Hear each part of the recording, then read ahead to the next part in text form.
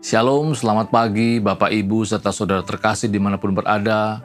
Terpujilah Tuhan Allah yang begitu mengasihi kita. Di hari yang baru ini kembali kita akan merenungkan firman Tuhan sebagai kekuatan rohani bagi setiap langkah kita di hari ini. Daniel pasal yang pertama kembali akan menjadi perenungan kita. Hari ini dari ayat yang pertama sampai ayat yang ke-6.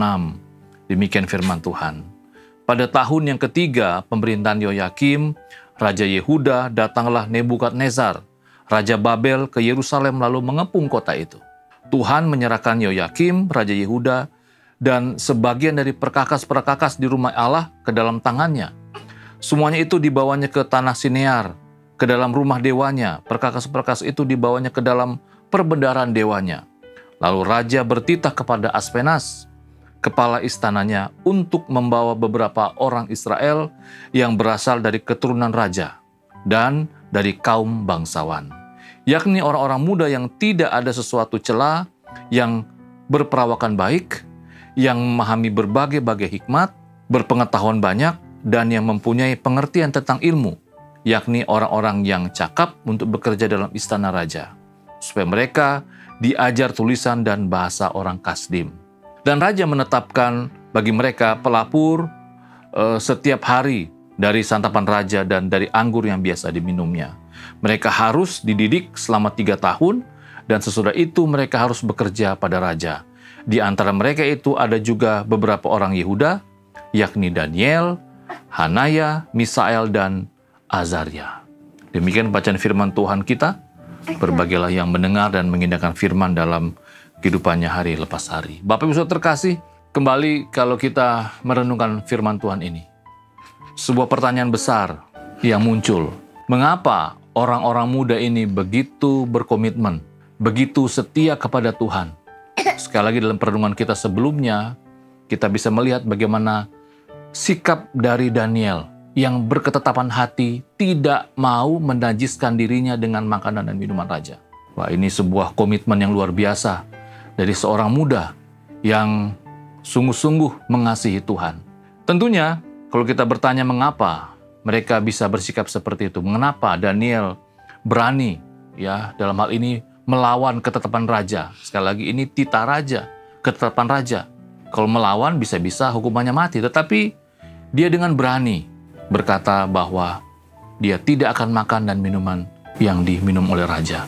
Alasannya adalah bahwa itu semua karena peran serta dari orang tua Daniel, peran serta atau kontribusi dari orang tua mereka yang tidak melupakan pengajaran kepada Daniel. Ini menjadi sebuah pelajaran berharga buat kita, bahwa fungsi dari orang tua, fungsi dari kita sebagai orang-orang tua yang memiliki anak, ya ini kembali mengingatkan komitmen kita. Bagaimana seharusnya kita mengajar anak-anak kita, memberikan teladan bagi anak-anak kita, memberikan arahan kepada anak-anak kita, dan juga mendoakan anak-anak kita, agar saat mereka besar nanti, mereka tidak akan meninggalkan Tuhan. Dan ini menjadi sebuah perenungan buat kita semua. Mari kita kembali ingat bahwa anak-anak kita adalah bukan saja masa depan bagi bangsa ini, tetapi juga masa depan bagi gereja Tuhan.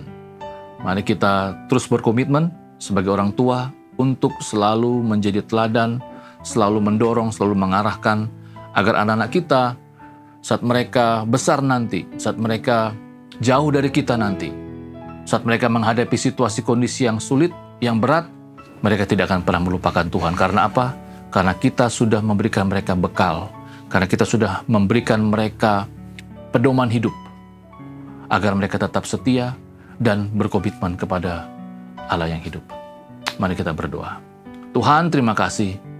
Kami sungguh bersyukur bahwa di hari ini kembali lagi firman Tuhan mengajarkan kami bagaimana seharusnya kami sebagai orang tua, seharusnya kami sebagai orang yang memiliki anak ataupun cucu, agar kami selalu mengajarkan kepada anak-anak kami untuk hidup takut akan Tuhan, mengarahkan anak-anak kami, mendorong anak-anak kami, memberikan teladan kepada anak-anak kami, dan mendoakan anak-anak kami. Kerinduan kami saat mereka besar nanti, saat mereka menghadapi situasi yang sulit, menghadapi tantangan kehidupan yang berat, mereka tidak lupakan komitmennya untuk tetap setia kepada Tuhan. Terima kasih Bapak, ini doa kami.